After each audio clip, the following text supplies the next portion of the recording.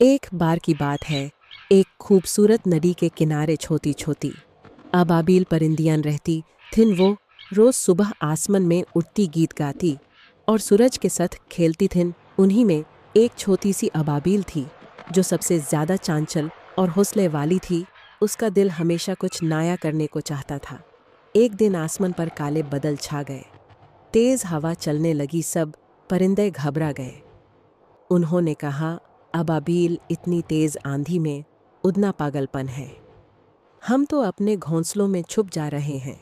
लेकिन छोटी अबाबिल मुस्कुराए और बोली, आंधी से दोस्ती कर लो तो तूफान भी दुश्मन नहीं रहता। फिर वो जोर से अपने पर फटफाड़ा कर आसमान में चली गई। आंधी ने उसे इधर उधर धकेला, कभी नीचे गिरा दिया, कभी ऊपर उछाल दिया, मगर अबाबिल ने हार नहीं मानी। उसने सीखा कि हवा के साथ कैसे उड़ना है, उसके खिलाफ नहीं। जब सुबह हुई, आसमान साफ था, सूरज चमक रहा था। सब परिंदे ने देखा कि अबाबिल आसमान में सबसे ऊपर उड़ रही है। सब ने ताली बजाई और कहा, तुमने हमें दिखाया कि छोटी सी जिस्म भी बड़ा काम कर सकता है। अबाबिल मुस्कुरा कर बोली, हिम्मत से बड़ा कोई पर नहीं होता।